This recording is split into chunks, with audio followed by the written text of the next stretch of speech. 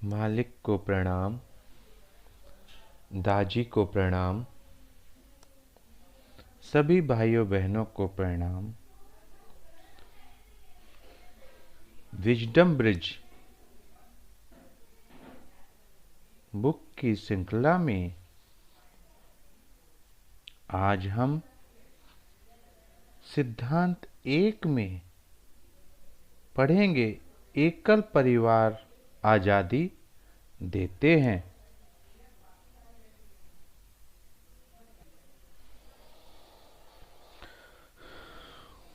बीसवीं सदी के मध्य में एकल परिवारों का चलन बढ़ा।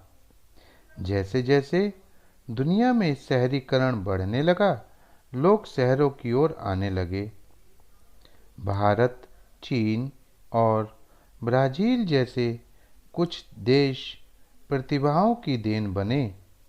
भारत में 1900 के आरंभिक दशकों में किसी के लिए जहाज पर सवार होकर समुद्र पार करने की पाबंदी थी।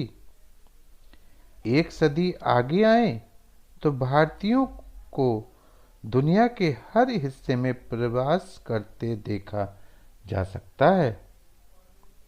यूएस में हर 7वां डॉक्टर एक भारतीय है।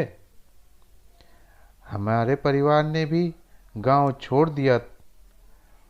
1980 के आरंभिक दशक में ही मेरे अधिकतर भाई बहन कल्ला गांव से गुजरात के अन्य शहरों में जाकर बस गए चुके थे। मेरे बड़े भैया और उनका परिवार गांव के घर और खेती की देखरेख करते रहे, लेकिन उनमें से कोई भी हमेशा वहां नहीं रहता। जहां तक मेरी बात है, मैं भारत में अपनी पढ़ाई पूरी करने के बाद यूएस से चला गया और न्यूयॉर्क शहर में अपनी उद्यम संबंधी यात्रा आरंभ की। मेरे 2 बच्चे हैं, दोनों बेटे हैं जो अब विवाहित हैं और उनकी भी संतानें हैं। वे यूएसए में रहते हैं और अपने व्यवसाय बढ़ाने में व्यस्त हैं। दाजी कहते हैं, मेरी कहानी मेरी पीढ़ी के बहुत से लोगों की कहानी से मेल खाती है। जब मैं सोचता हूँ कि पिछले कुछ वर्षों के दौरान परिवार किस तरह बदले हैं, तो एक बड़ा अंतर जो दिखाई देता है वह सामूहिक से व्यक्तिगत की ओर है। एक परिवार के भीतर व्यक्तिगत प्राथमिकताएं और पसंद उभर कर सामने आती हैं। समय के साथ समुदाय का रुझान आत्मनिर्भरता की ओर बढ़ा। इसका परिणाम था कि एकल परिवार सामने आए। एकल परिवार एक आत्मनिर्भर इकाई होता है जो निजी गोपनीयता और स्वतंत्रता प्रदान करता है। विस्तृत परिवार का प्रभाव ज़्यादा नजर नहीं आता। उदाहरण के लिए, अधिकतर परिवारों में आज जब बच्चे कमाने लगते हैं तो उनकी आमदनी माता पिता से अलग हो जाती है। मेरा ऐसा कहना नहीं है कि यह सही है या गलत, बस पहले ऐसा नहीं होता था। अच्छी आमदनी, निजी स्वतंत्रता और तकनीक के आगमन ने पैसा खर्च करना आसान बना दिया। आज एक बटन के क्लिक पर आप कप से लेकर कोंडो अपार्टमेंट तक सब कुछ amazon.com पर खरीद सकते हैं। पहले जमाने में अधिकतर परिवारों के लिए जीवन सीधा साधा था, लेकिन आसान नहीं था। आज एकल परिवारों के लिए जीवन आसान है, लेकिन सरल नहीं है। एकल परिवार में माता पिता को ही सब कुछ अपने आप करना पड़ता है। अगर बच्चा बीमार पड़ जाता है तो अक्सर उन्हें कोई मदद नहीं मिलती। अगर स्कूल में रेनी डे या किसी और वजह से अचानक छुट्टी हो जाए तो काम पर जाने वाले माता पिता के बच्चों का ध्यान कौन रखेगा? भोजन और खेलने की व्यवस्था जैसी छोटी छोटी बातें भी तनाव का कारण बन गई हैं, क्योंकि उनके पास मदद के लिए कोई नहीं है। अब वह सहयोग तंत्र नहीं रहा। DIY सब कुछ स्वयं करें। जीवन शैली में कामों का सिलसिला थमने का नाम नहीं लेता। एक छोटा सा काम भी नजरअंदाज हुआ तो कामों का अंबार दिखने लगता है। मैंने कई युवा परिवार देखे हैं जो इन सारे कामों को पूरा करने में दिन रात जुटे रहते हैं।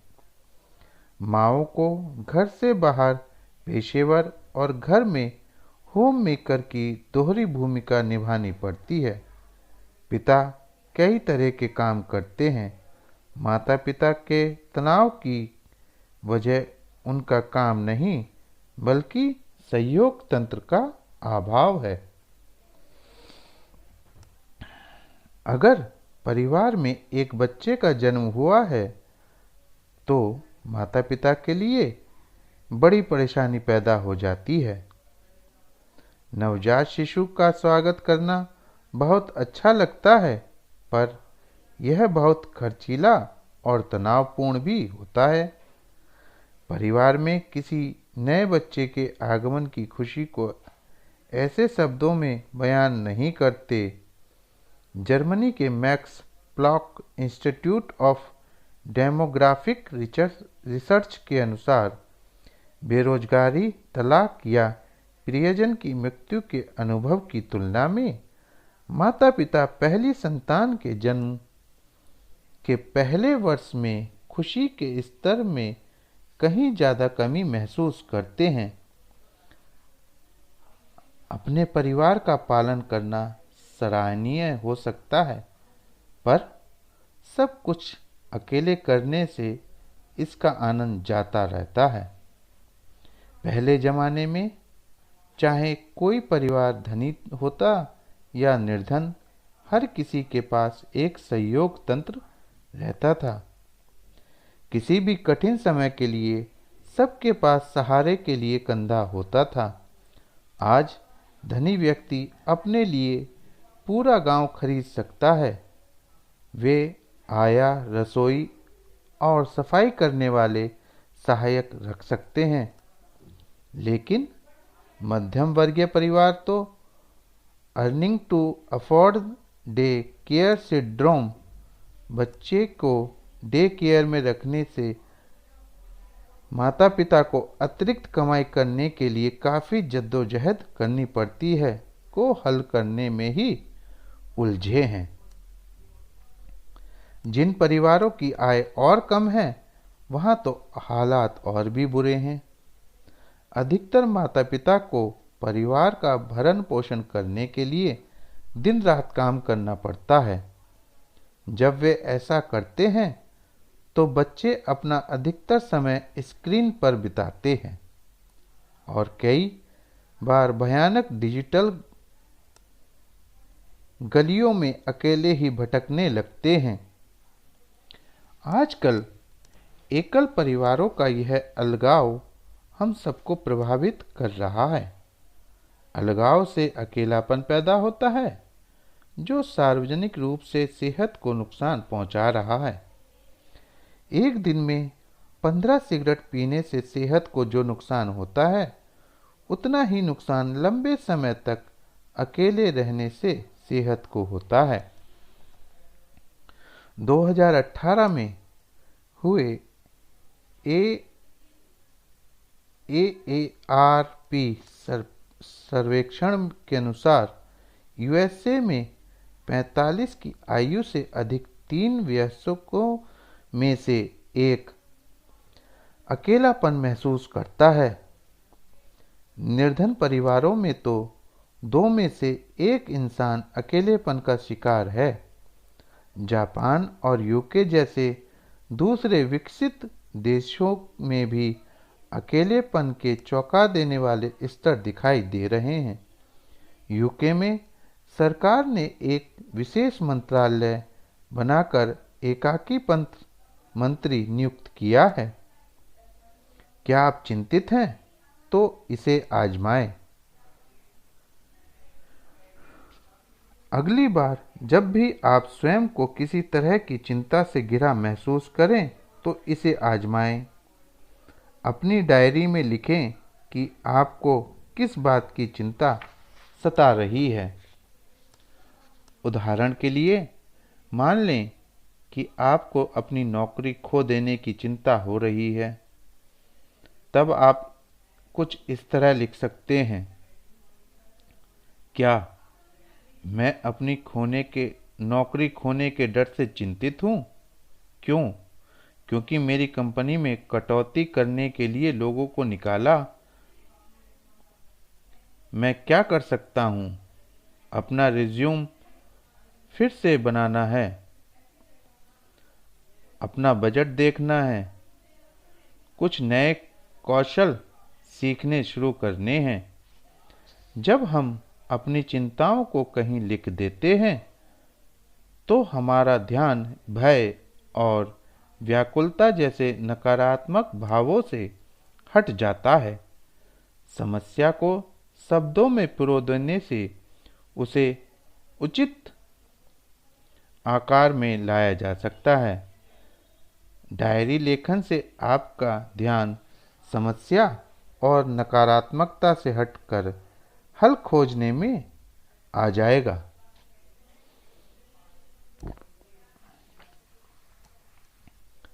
अकेलेपन के भाव के साथ ही एक छवि दिमाग में कौंधती है कि एक दादी अपने घर की खिड़की से सूनी निगाहों से बाहर ताक रही है।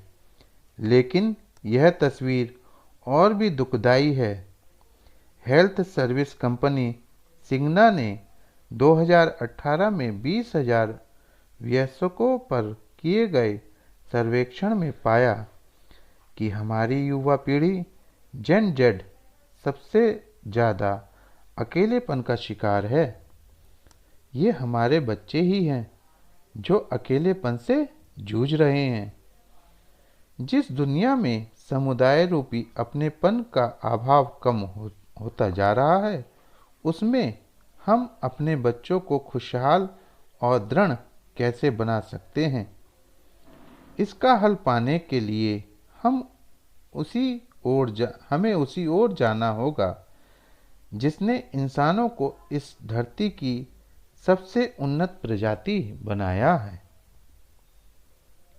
हम एक साथ उन्नति करते हैं। हम मनुष्य सामूहिक शिक्षण में बहुत ही अनूठे हैं, जिसमें समय और पीढ़ियों के साथ साथ सूचना को बांटना, उसका संग्रह और संचय करना शामिल है। पहले यह सूचना हाव भाव के माध्यम से दी जाती थी, फिर मौखिक रूप से दी जाने लगी और फिर प्रतीकों के साथ, और अब सूचना के अन्य माध्यमों से दी जाने लगी है। जब हमारे पुरखों ने सीखा कि आग कैसे जलानी है या शिकार कैसे करना है, तो उन्होंने उसे अपने बच्चों को सिखाया। उन्होंने गुफाओं में चित्रों को बनाकर और लिखित या मौखिक भाषा के माध्यम से अपनी शिक्षाओं को भावी पीढ़ियों को सौंपा। लेकिन पशु जगत में यदि कोई बंदर किसी छड़ी की मदद से पेड़ पर लटके आम तोड़ना सीख लेता है, तो वह ज्ञान उसके साथ ही समाप्त हो जाता है। आमतौर पर पशुओं में एक से दूसरी पीढ़ी में ज्ञान को हस्तांतरित करने की योग्यता नहीं पाई जाती। कुछ ऐसे बंदरों के उदाहरण मिलते हैं जिनमें एक या दो कौशल दूसरी पीढ़ी को सिखाने की योग्यता पाई गई है। सामूहिक शिक्षण एक गुण है जो केवल इंसानों में ही पाया जाता है। यही कारण है कि हम सामूहिक रूप से विलुप्त होने की घटनाओं से बचते हुए हैं। दूसरी प्रजाति के मुकाबले अभी तक जीवित हैं और मानव विज्ञान का यह पाठ माता पिता के लिए क्यों महत्वपूर्ण है? क्योंकि हमारे समाज में एक परिवार ही सामूहिक शिक्षा की बुनियाद होता है। बच्चे के लिए सामूहिक शिक्षा परिवार से ही आरंभ होती है। उसकी पहली शिक्षक माँ होती है। इसके लिए उचित शब्द शिक्षक नहीं बल्कि गुरु या आरंभकर्ता होना चाहिए। माँ बच्चे को जन्म देती है और फिर संसार में उसकी यात्रा आरंभ कराती है। इसके बाद पिता गुरु की भूमिका निभाते हैं और तीसरे स्थान पर घर के बड़े बुजुर्ग आते हैं। इसमें कोई संदेह नहीं कि स्कूल, दोस्त और समाज भी बच्चे की सामूहिक शिक्षा में अपनी भूमिका निभाते हैं, लेकिन परिवार की भूमिका तो आधारभूत है। परिवार ही बच्चे के रवैये, व्यवहार और चरित्र का ढांचा बनाता है। बाद में आगे जाकर बच्चा बड़ा होता है तो उसके आत्मविश्वास में अध्यापक और मेंटोर, सलाहकार एक अहम भूमिका निभाते हैं। हमें माता पिता, बुजुर्गों और अध्यापकों की उपस्थिति के बारे में भली भांति मालूम है, जो जीवन में संस्कार देते हैं। इनके अलावा जीवन में एक पांचवें गुरु भी हैं जो मौन उपस्थिति रखते हैं। उन्हें हम भगवान, स्रोत या प्रकृति का नाम दे सकते हैं। जब बच्चा बड़ा होकर जीवन के गहन अर्थ का आत्ममंथन करता है, तब गुरु की भूमिका उसे आध्यात्मिक शिक्षा प्रदान करने की होती है। अक्सर धर्म और आध्यात्मिकता दोनों ही शब्द का एक अर्थ में उपयोग किया जाता है, पर ये दोनों शब्द पूरी तरह से अलग हैं। धर्म ज्ञान है और उस ज्ञान के अभ्यास में उतरना ही आध्यात्मिकता है। इस तरह किसी बच्चे की आध्यात्मिक शिक्षा का अर्थ होगा दिल के गुणों को विकसित करना। दया, ईमानदारी, विनम्रता, प्रेम, करुणा, संतोष और साहस सभी दिल के ऐसे गुण हैं जो बच्चे को आध्यात्मिक रूप से पोषित करते हैं। अपने समुदाय के बारे में सोचें। जब आप छोटे थे तो कौन कौन से लोग आपके दिल के बहुत करीब थे? उनके सहयोग ने किस तरह से आपकी सहायता की? वे अब कहाँ हैं? क्या आपके बच्चे उन्हें जानते हैं?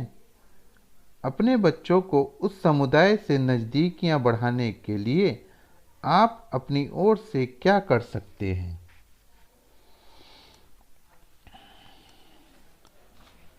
जब मैं बड़ा हो रहा था तो गांव में सामूहिक शिक्षण हमारे जीवन का एक हिस्सा था, पर आजकल बच्चे ऐसे परिवार में बड़े हो रहे हैं जो तेजी से छोटे होते जा रहे हैं।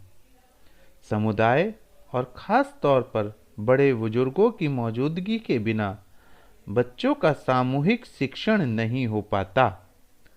भले ही हमारे बुजुर्ग ज़्यादा कुछ न बोलें, हमारे साथ ज़्यादा कुछ साझा न करें, पर उनकी मौजूदगी ही अपनेपन पर का एक परिवेश बनाती है। वे जिस तरह का भोजन करते हैं, जिस तरह बात करते हैं, जिस तरह की भावनाओं को समझते हैं, यह सब कुछ हमारे बच्चों के लिए सीखने योग्य है और वे इससे वंचित हो रहे हैं। हम अपने प्रियजनों के साथ अपने संबंधों को पहले जैसा कैसे बना सकते हैं? शायद इसका जवाब तकनीक में छिपा है। हो सकता है कि हमें अपने जीवन के लिए कुछ अलग चुनाव करने पड़ें। कुछ लोग कह सकते हैं कि यह काम सरकार का है। इसका कोई आसान जवाब नहीं है, लेकिन यह हमें याद दिलाने में मदद करेगा कि गांव लोगों से बनता है। यदि परिवार एक दूसरे के लिए साथ आएं, तो हालात बदल सकते हैं।